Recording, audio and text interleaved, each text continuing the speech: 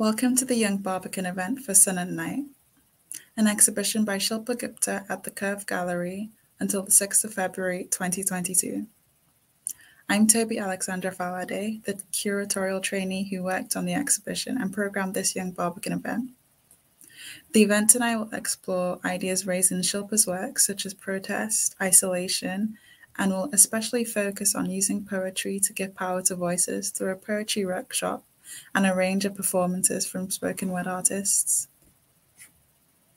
To kick off, I'd like to give an introduction to artist Shilpa Gupta and some of the artworks featured in the Sun at Night exhibition. At the end, I will play a short video of the exhibition which shows the works I've mentioned, just in case you haven't seen it yet. Shilpa Gupta is a multidisciplinary artist born in India and living and working in Mumbai.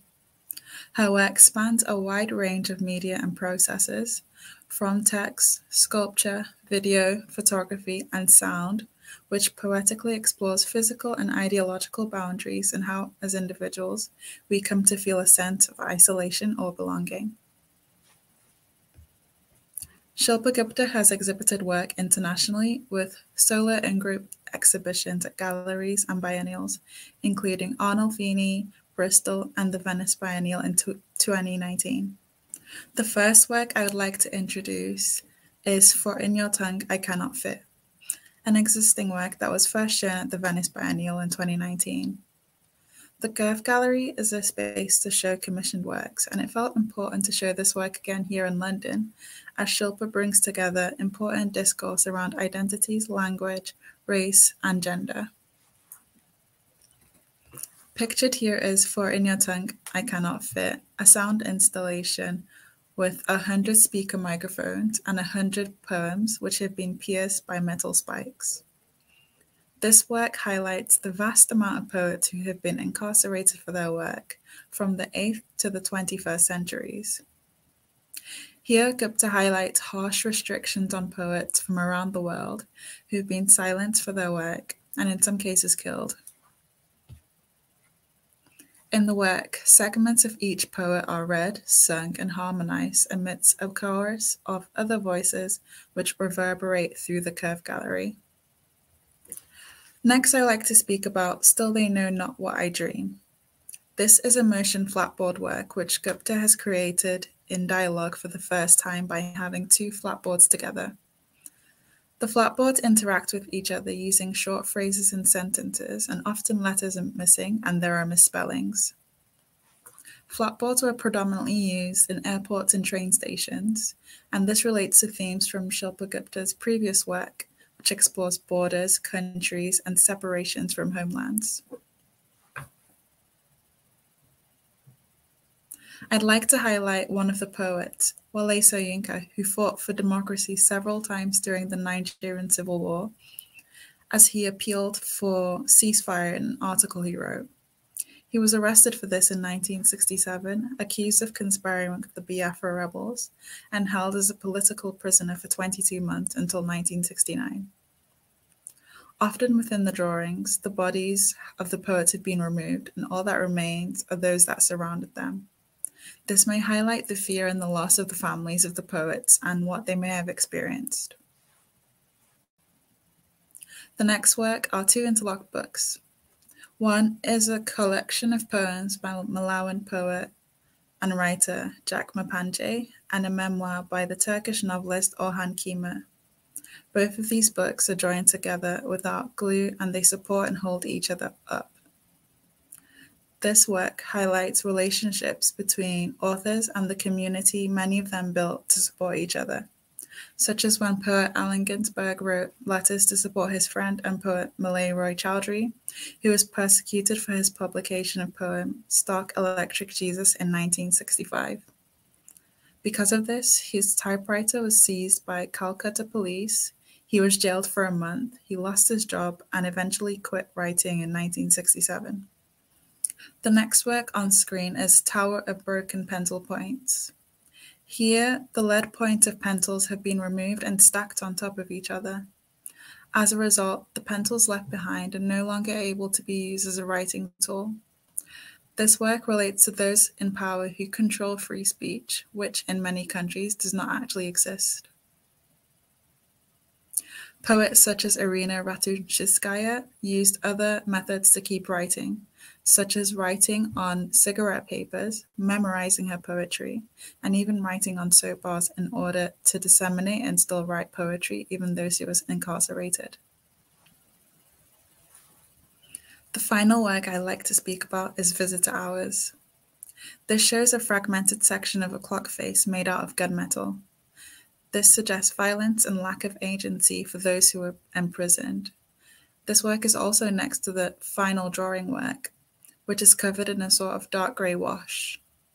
These two works link back to the title Sun at Night, as many of the poets featured in For In Your Tongue I Cannot Fit were kept in solitary confinement for the long periods of time.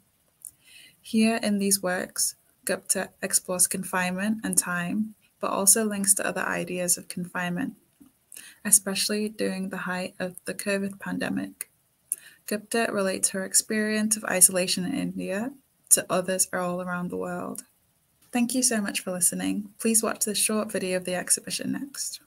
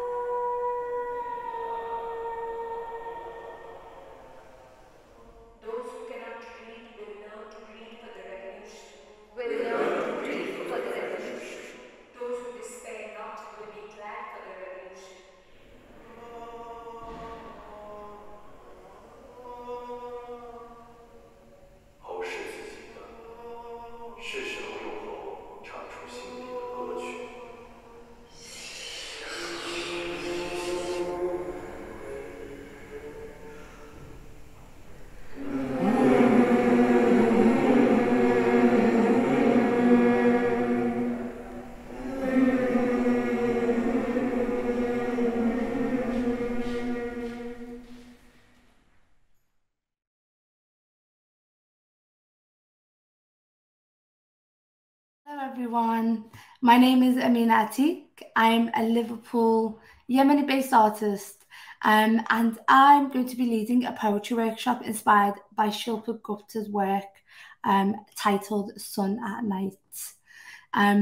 This workshop is going to be light, it's going to be fun, and we've also got an exciting workshop principles because we have to start somewhere where we feel grounded in why this workshop is important. So I actually visited Shilpa's work and there was a lot of text. And as a writer, I am attracted to words. And these are kind of the words that I picked up from going around the gallery floor. And these are the things that I took some words with me to include in this workshop because it made me think about my privilege as a writer, but also made me think about things that I should definitely include when I'm writing. And the first one of these principles is to include yourself. You can never separate the poet from its poetry, as I always say. So remember that you are part of this process as well as writing. So don't separate yourself from that process. And that will happen naturally because you will explore your memories, you will explore who you are, you'll explore your heritage. There's certain things that you will explore that are important to you and will have significance in your writing. And that can take up a lot of imagination. Poetry requires a lot of thought. So remember that your thoughts are important, and that could be particular opinions, ideas, your ideology, your social background, your politics, and that can all come under your imagination, how you want to interpret that into poetry. Thirdly, take pride. This is really, really important to Shilpa's work because it's about, you know, feeling proud in why we might write poetry. And to feel proud, you'll definitely feel that by the end of the workshop when you have a completed poem. And that is a feeling that, you know, requires you to feel that you've accomplished something, that kind of like when you see your life on page or you see your life in a poem, it's a proud moment. Fourth is to belong. You know, poetry is about belonging to the words, but also when you're speaking to an audience, they're also going to feel like they belong in your work as well. So belonging is a big theme in why we write poetry or why poetry is important. I can read a poem from the 18th century, but still see the life of it today. As a Yemeni Scouser, you know, which has no relation to me in terms of time or place. But because that poem belonged to something, there might be a particular theme that I feel like I belong in it.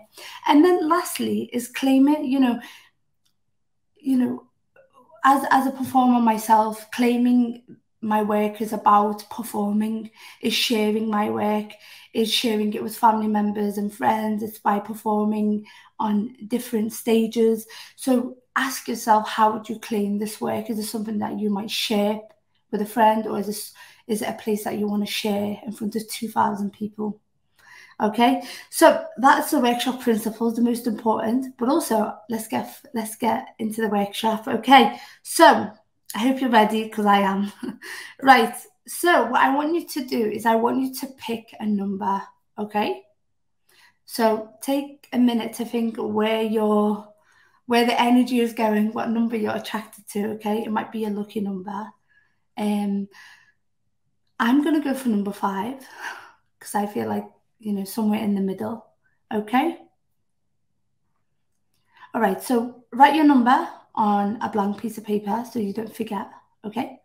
What I will do now is I'll take you through each number, and each number has a line of a poem that I've taken from a poem, from a poet that who are new to me, but also maybe poets who I have admired their work for years and have inspired me. But that you will see right at the top, you'll see the poet and their poem, but also the most important thing for this workshop is just the prompt, okay? Before we do begin, in poetry, we use prompts, and what that means is that it's a stimulus. So we use it to get inspiration. So a lot of people think, oh, you know, they ask me, Amina, how do you get up and in the morning and think, okay, I'm going to write a poem today? You know, do you wait for your heart to be broken so that you can write a very sad poem? Well, I can't always get my heart broken, can I? You know, I've got to look after myself. So no, we don't wait for things terribly to go wrong in our lives so that we can write poetry, or like something tragic that has to happen in our lives to write poetry. So as poets, you know, for us to continue writing, we have to use prompts, we have to read, we have to be inspired by other poets. So this is kind of like the same process, okay? So you have your number, okay? So if you pick number 1, this is your line, okay? So write this line on your piece of paper if you've picked number 1, okay? All you have to do is copy that line. Feel free to pause this video when you feel like you need time to copy this, okay? Okay, so if you picked number 2, this is your line, okay? I can never tell which empire I mimic. Ooh, what a strong start. So if you have number 2, this is your line. So copy it out on your piece of paper, okay? If you're typing this, then type it. If you're drawing, if you're writing, whatever material you're using, okay? Right, moving on. If you pick number 3, I love this poem. So this is, I say dance not to be seen but free. So this could be a very interesting way to start a poem. It's very light, but it has many layers of meanings. Okay. Okay, so if you pick number 4, this is your line. Something sets us looking for a place. So this could be a very interesting start as well, because you could begin somewhere from a place. So there might be certain words in these lines where it will trigger a memory of yours. See, when I look at that, I think of my home in Yemen and also my home in Liverpool, and maybe like a character who kind of travels through this poem looking for a place. So think about your own. So this is where you start to bring yourself in this, okay? If you pick number 5, so I picked number 5, so this would be my line, so I'd copy it out. So you move through me like rain heard from another country. There's a lot going on in this line. There's movement, there's rain, and another country. So there's 3 different layers you can explore here. So if you have number 5, this would be your beginning, okay? These lines of poems have come from collections. So I have put the poet and the poem. So if you want to explore more of the poet's work, do look it up in your free time, okay? And finally, if you pick number 6, and this line is, it feels like someone else is wearing my body. Okay, really, really powerful start of a poem, if you would, or a stimulus, or as a prompt. You know, what could this mean? This could mean so many, many things, so many themes. Okay, this could be about your language, it could be about your heritage, it could be about an incident that happened in your life, or it can be like an abstract poem. So yeah, so what you should have now is you should have your line, okay? And this is when we are going to start writing, okay? So what we're going to do is we're going to do free writing, okay? So free writing is a really important process in my own writing, but it's also an important process to many, many writers. Free writing gives you the opportunity to brainstorm, and it allows you to write your thoughts really quickly without worrying about form, style, or grammar, or your spelling. I'm dyslexic, so if I'm dyslexic and I can write every day, it's because free writing has allowed me not to think about these things, and it's allowed me to use my imagination, which is the most important part of getting your words down, okay? This process will allow you to collect and manifest the thoughts for writing your poems. So I call this kind of like the vomit. So imagine you're vomiting words on a page. That is what the process is, okay? What I will do is take 5 minutes now. So you have your line, okay? So say, for example, you had number 6. It feels like someone else is wearing my body. What I want you to do now is take 5 minutes to carry on what the next lines would be, okay? Like I said, don't worry about your spelling, your grammar. And one trick that I use is your pen. on your paper does not come off the page, okay? Because as soon as you start thinking about editing or changing your spelling or your grammar, this is when you lose your thought process, okay? Just keep writing. The amount of times I write, I don't know what to write, I don't know what to write, and then something comes, okay? This is not your poem. This is just a free writing session. This is where you start to just manifest, okay? Take this opportunity, okay? Time yourself for 5 minutes. If you need longer, longer. If you need shorter, however you feel, okay?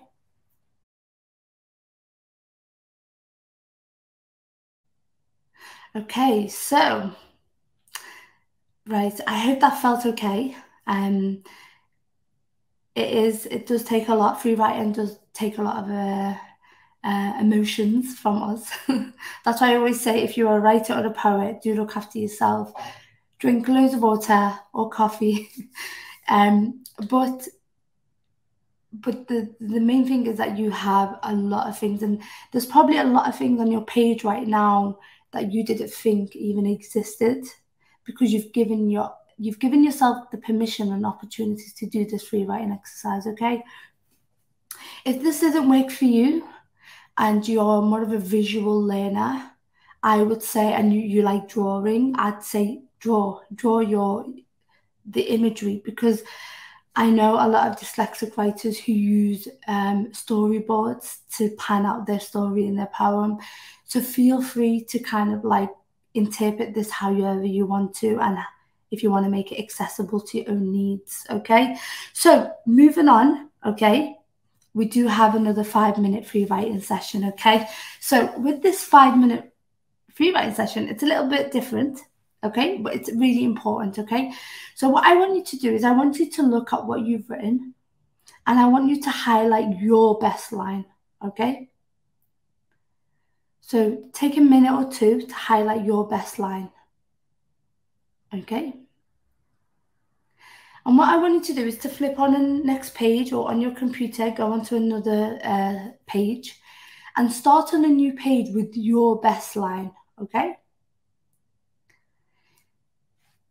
So this is the same process. We're still doing free writing, but now with your own prompt. It's your own work, okay?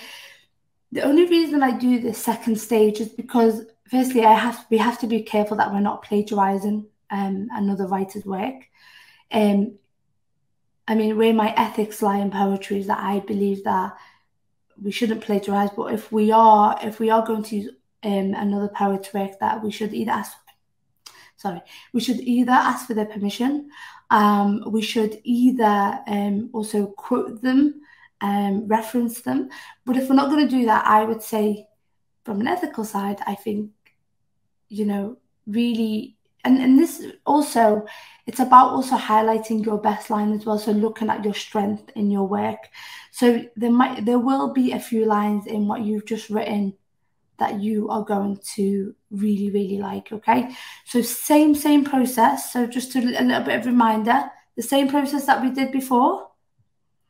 Now we're going to do it with our own prompt, okay? So write your best line on a new page that you've highlighted. I'm going to give you 5 minutes. If you need longer, just pause the video. If you need shorter, skip it, okay? 5 minutes. Start writing again, free writing, vomit on the page, get your thoughts again. And then we will come back.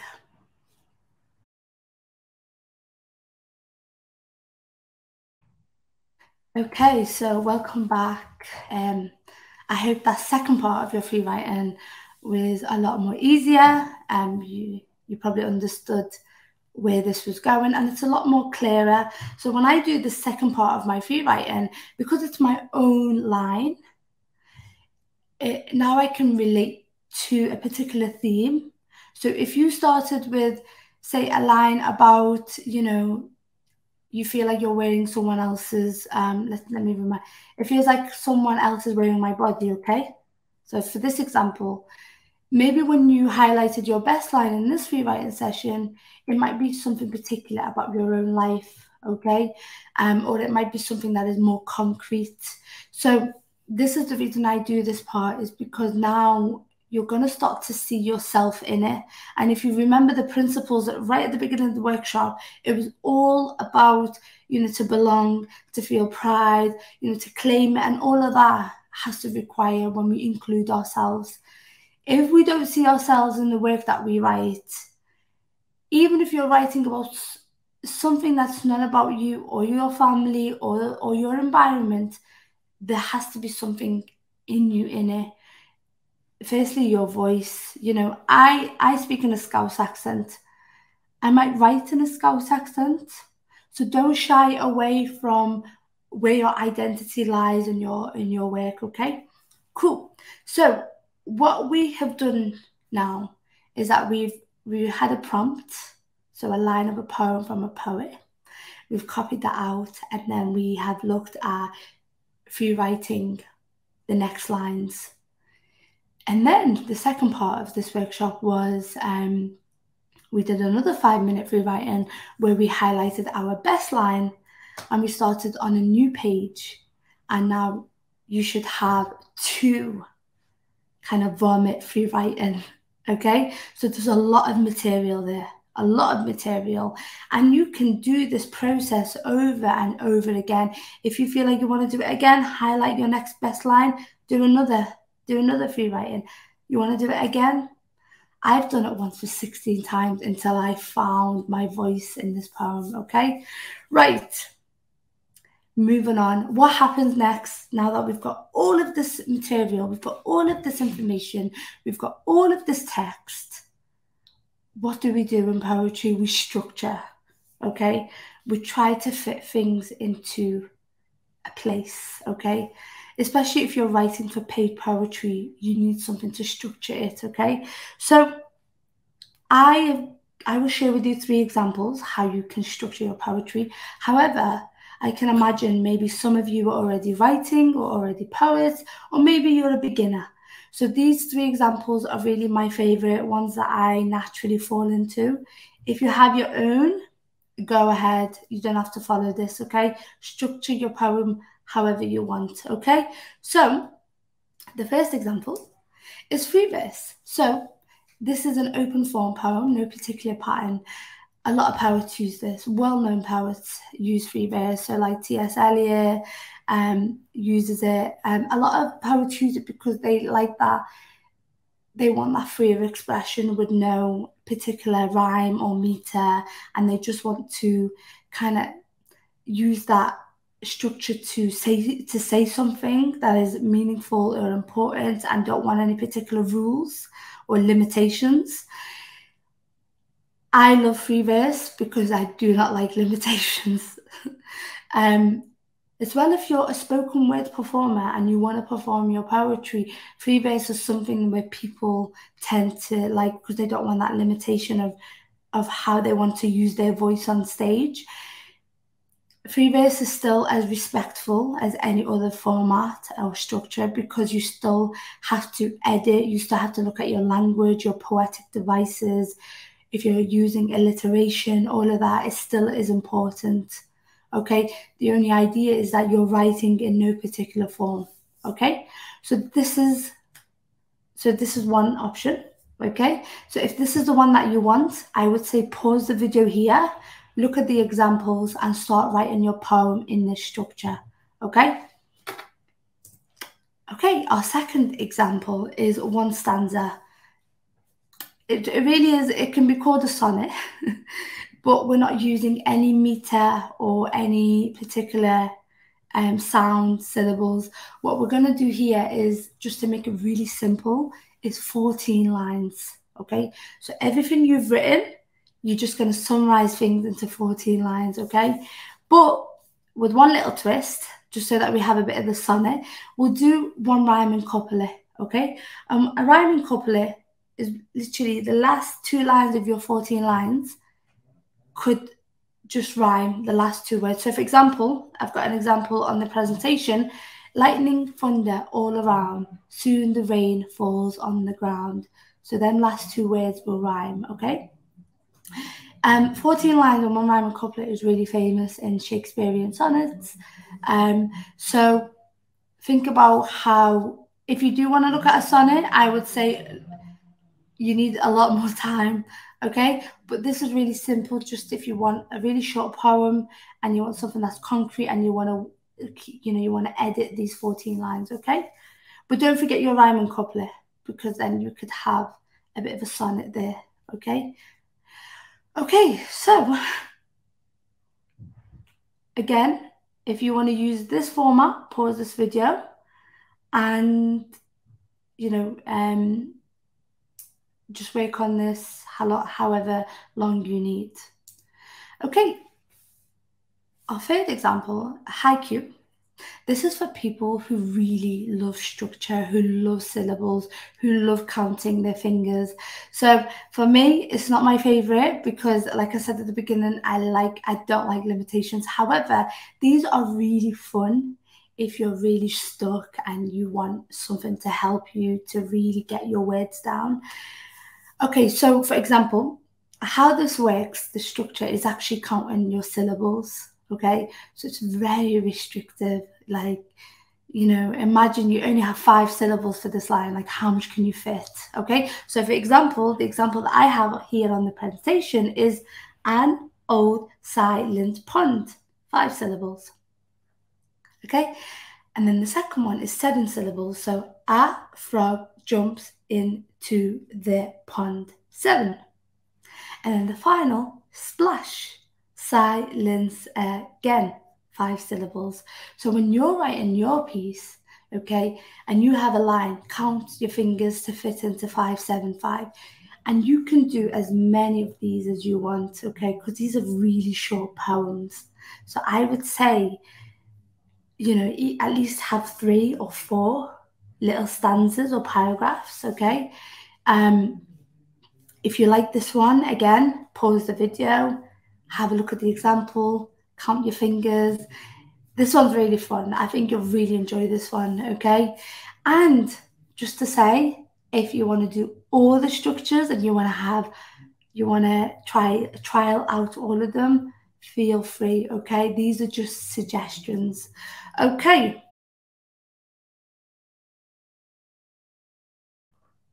So the poem that you already have, I want you now to start on a new page and tell the story from someone else's eyes, okay?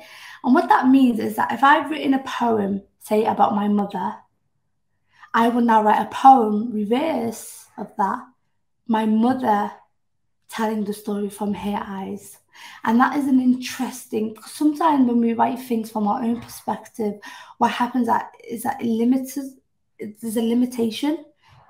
And I want you to see it as like a photograph. If you were to take a photograph, as say, of a candle, think about if you were to write it from a candle's perspective, what would they see? Maybe they would see a whole family.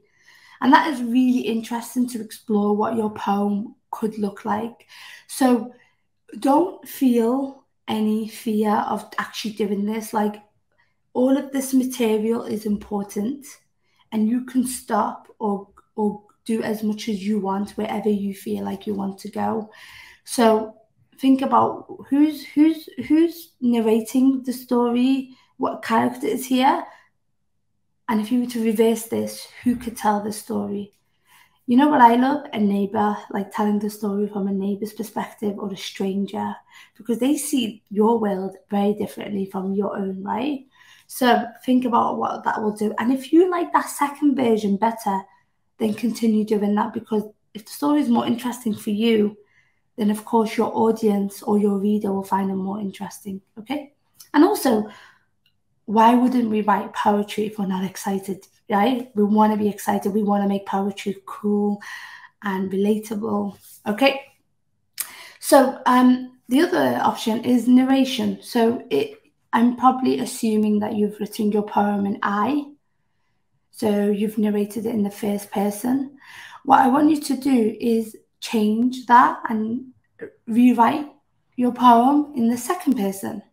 So you. And if you want, you can do it in the third person, they. And you can imagine when you change I to you, the speaker and the direction of who's speaking just completely changes. If I say I, but if I say you, you feel like as a reader you are part of that story somewhere, because it's it's including you.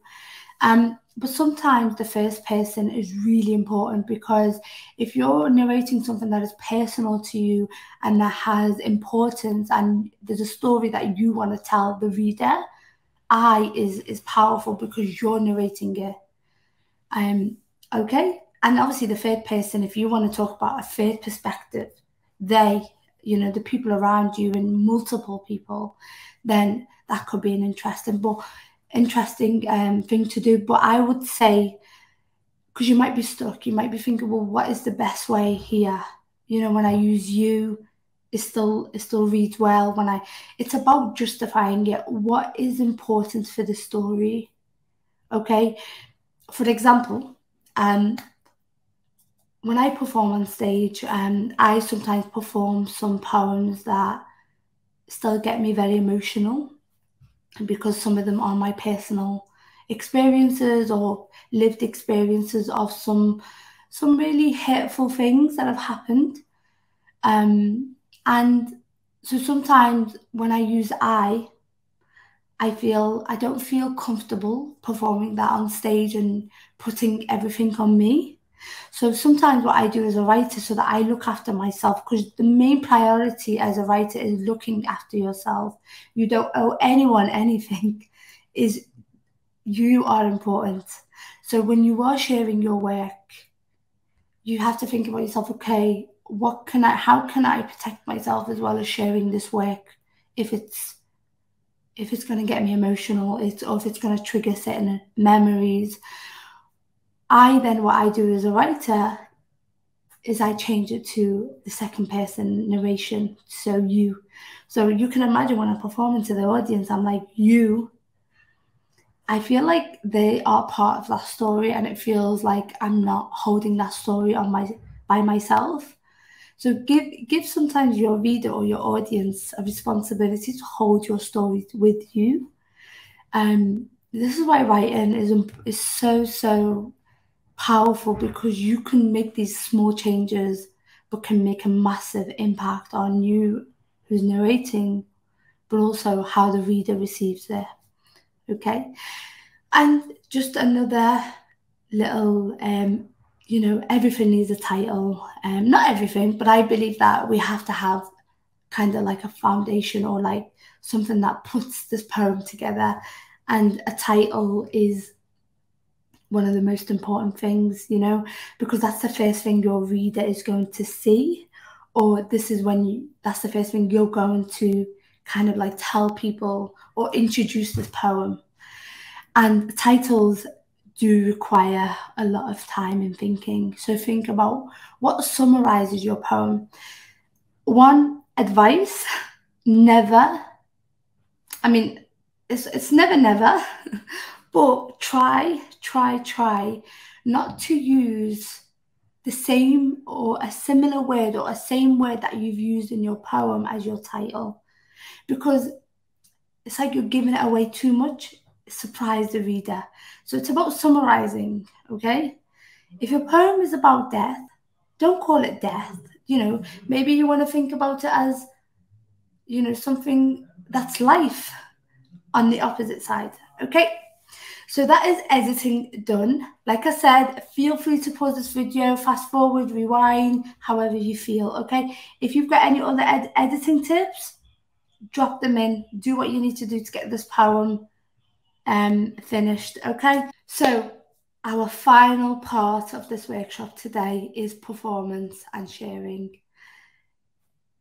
I can understand that maybe some of you might not want to share your work. However, for those who feel like they are ready to share their work, the first thing you can do is read your work aloud. So this could literally just be you looking at yourself in the mirror and reading your poem. When you read your work, so when you've written an amazing piece of poetry and then you read it, there might be a particular word or a particular language or imagery that you just don't like or it doesn't sit right. And then you can go back and edit that. Reading your work aloud is not just a technique that poets use. You know, people who do acting do this a lot because they have to read things aloud to make sure that they can pronounce words, it sits right. You can also voice record yourself. I mean, voice recording is, you know, we've got technology now. So voice recording is a great technique if you want to hear back, especially if you're a performer and you want to start to perform your work online. Sharing with family and friends, I mean, that's what they're for, right? Go to your family or your friends, I've got a poem to share. Can you listen to it? It can be a bit nerve-wracking because you feel like, you know, it's my own work. Why would anyone want to listen to this? However, you will find people who are really supportive, okay? Remember, if your family or friends are saying to you, oh, this is great, ask them for more. Say, I don't want you just to compliment me. I want you to tell me what you can see in this poem, what you think of this poem is about. Ask them questions to see if they're listening. Okay, and then number 4 is online, social media. There's an amazing writing community online who share their work, and you can do some really like creative stuff online, maybe adding captions, music, images to your poems. So look at what like social media you want to use if you want to share your work. And the online community is really supportive. And they're all on the same boat. They just want to share their work and they want critical feedback. So remember to read other people's work and giving them critical feedback and also supporting them. Number 5, I mean, if you're ready and you feel like it, or maybe you're already doing it, performing it at a poetry gig or an event. I started performing at the age of 17. I remember it was really nerve-wracking. And ever since then, I've never stopped performing because it was so liberating. And I just felt like I have to use my voice. This is my free of expression. This is when I control my narrative and I can, you know, for the first time feel like I can share how I feel, share parts of my history, my family history, share about my environment, share about people. And yeah, and most importantly, it's for yourself. Keep writing for yourself, okay? You don't owe anyone anything, or the audience, or the reader. It's for yourself and foremost, and first and foremost. And if you are writing for yourself and you feel comfortable, then you can perform and share with others, okay? So I think we'll end it here, and this is a really nice place to end. I just want to say thank you so much for joining me. I hope this has been fun, beneficial, challenging, inspiring, however you feel. I hope that is positive. And I hope that this has encouraged you if you are a beginner in writing poetry. If not, if you're already a professional, and I hope this is maybe giving you other techniques that you don't have already in your practice. But remember, before I end this workshop is inspired by another artist called Shilpa Gupta, who titles their work Sun at Night. So part of this process is being inspired by others so that we can then lead other creative works. And yeah, I end it on one of the principles, which is, you know, I hope you feel proud by looking at what you've written. I also hope that you feel belonged in this and you feel like you belong somewhere in this poem. I hope that you have included yourself, your thoughts, your imagination, but also that you've claimed it, okay? So I'm going to end it here. Hope you have a lovely rest of the day, and thank you again for joining me.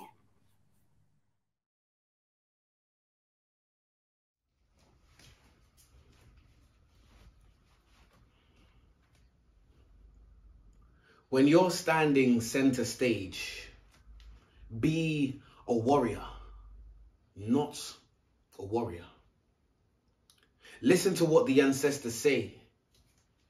Use your tongue as a sword in this war to free the ignorant from the mental slavery. Arthur, you were young, but the crown sits at the top of your head. So when you stand on the sidelines and complain about the government and all of its guidelines, just know there's power within, and there's power in the voice. So when life comes with its blind auditions, turn around and see what it is, fam, because by his will, I am here and I'm able to speak and reach out to the weak. All week, I've pieced this puzzle. Responsibility. The Latin root for the word reveals its true meaning. The capacity to respond. Concepts wrapped in sheets of ignorance we call bliss as we close our eyes to truth as if life wasn't found in dark matter.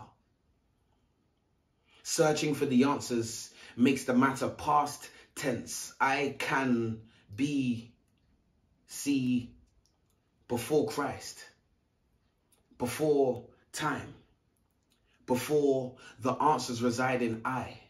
Pathetic fallacy, we cry floods upon our cheekbones. These streams flow from the black obsidian from within our souls. It's past tense. The issue has past tense. When a horse is about to jump over a fence, it tenses all its muscles. Do not confuse tension with anxiety. Momentum is your friend when you're left alone in this bank of time. Monetize memories overdraft more than my soul can account for. So why pay attention to time when time pays no percentage to the clock within this cage? And when I weigh the odds in this battle and I can't decide who wins, it's because the answer resides in I. Who was and who is. Constant revolution. The revolution was never easy. As poets, do we do it for the clicks? Or do we do it for the clicks online to our pages? Because in our ages, lives are being taken by the same people whose lives we could be changing with our message. Any chance we could do more, do greater good for the greater good, why not? I tie myself to these truths because I can. A warrior of light knows that the furthest flung star in the universe shines bright and reveals itself to the things around him. He has learned from the stars that only an inner explosion allows him to shine. A warrior of light knows that in the silence of his heart, he will hear an order that will guide him. Divine alignment. You know nothing but say everything. I say those things that grow from the poetry. Listen to the language in my message. Your melanin is blessed within. Hold on to the things that will be channeled by your ancestors. We wear our resilience like a suit of armor. Who would have thought we'd use these blocks to build a state of mind stable to weather the storm? Forward is the motion. We're devoted, loaded with drive, licensed to thrive. We've been burnt to our demise, but like the phoenix, still we rise. Even underground, we still tunnel vision and move towards the light in the end. We're so alive when we're united, my friend. We're no longer fighting to have our faces in sacred spaces. We were made in the image of a creator, designed to shape shift in ways that can't be fathomed. So divine, we're so in line with the patterns. With the same passion our ancestors yearn to be freed, we yearn to lead.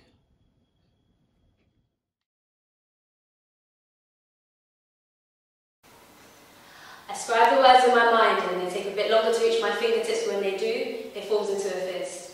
I raise it to the sky and I resist.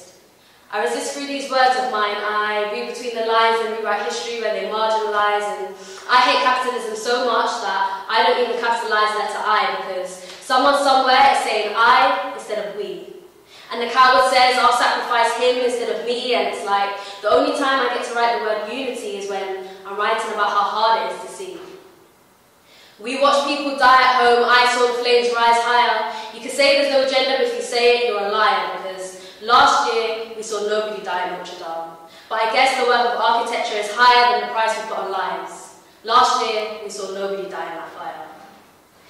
How sad is it that I feel as if I'm becoming immune to death, as if I know how it feels to take your last breath, I guess. It's just something that we expect, but never really something I can accept. That's why I take my pen and I stab into the page until the ink bleeds out, until the ink reads out, victory, justice, freedom. Forget the government, we don't need them, and forget your riches, you can keep them, because we dream of victory, justice, freedom. But never think that we're sleeping. Whenever we hear the message, we take heed of it. I'll die for the cause and you can watch me bleed for it, because how many have we lost and seen bleed for it? And I can taste the revolution in the air, we're so in need of it, and I'm keen for it, I crave it. I wish black boys were in a trap picking up dreams instead of crack, but they don't have the recipe because their dreams have been cut from the seams, and I don't blame a single one of them for the knife or the gun on them, because it's all an equation. Just as 1 + 3 = 4, struggle plus oppression equals war. The only thing that I hate is that they don't look at each other and see themselves dissipate. They don't look at each other and see that they have the same fate. They don't look at each other and see that the cruelty isn't innate. It's been painted and our truth has been tainted. Our skin has been criminalised and that's why we hate it. They make you hate yourself until you put your soul on the shelf, and when you look at your brother, all you see is another who's just like you, and now you hate him too.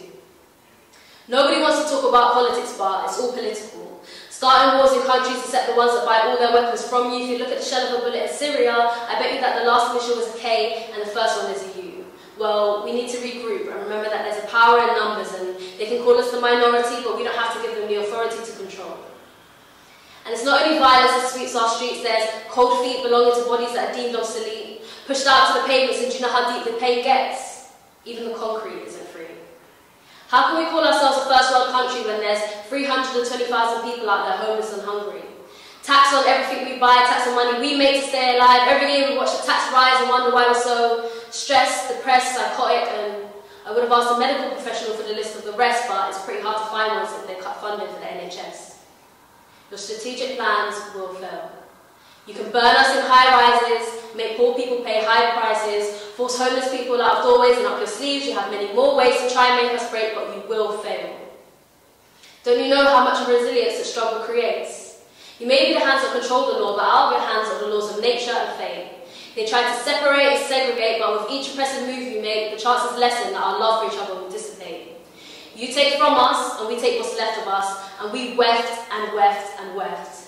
And you can try and thin us out, but we weave together until we're strong and intertwined like mesh, but you're the ones who are see-through. Yes, you can make us shoot each other, but don't you know ideas are bulletproof? You can kill us in many ways, but there isn't any way of killing the truth.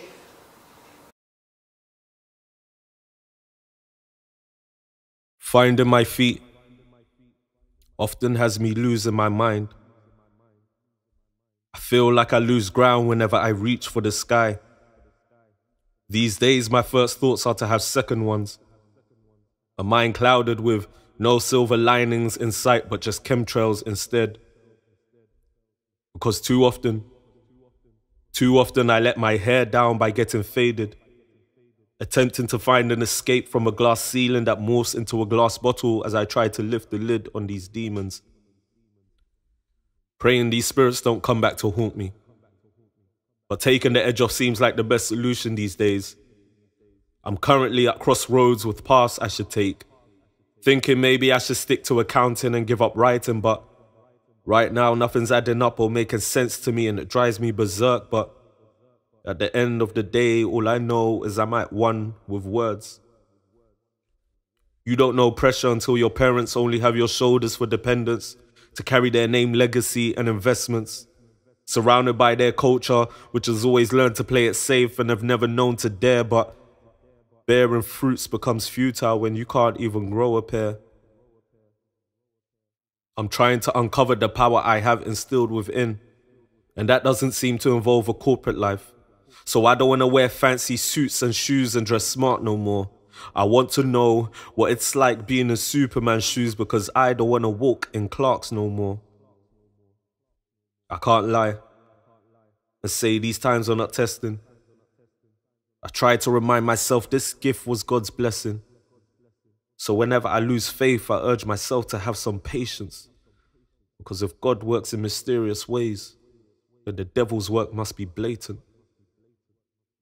But then there are days I break down in the toilet staring at my piss, wondering if it will be my biggest pot of gold and that I won't amount to shit. A mind more fragile than life itself, overloaded with thoughts that weigh me down or wear me out, to the point that I discovered there's a fine line between losing your mind and it just being in several places at once. It feels like there are bullet holes in my feet. Perhaps it's from the guns I'm sticking to. I'm still living off a stipend and not off my pen, wondering if my writing will remain on the wall or end up in history books. I place more energy in questioning than answering my calling. So instead of maintaining the same drive, I end up stalling, clutching onto insecurities rather than keeping myself on the pedestal. My eyes go off the ball. The ink runs dry and the paper remains untouched. Feelings get pent up and not penned down. So my heart blackens like the sky in a total eclipse. The mirrors I face only reflect shadows. My mind is laden with fear, my body riddled with tension, and my tongue is a hidden landmine fought with bombs for those who don't tread carefully. And the closest to me bear the brunt undeservedly like civilians. But why should they? Why should they when I'm at war with myself?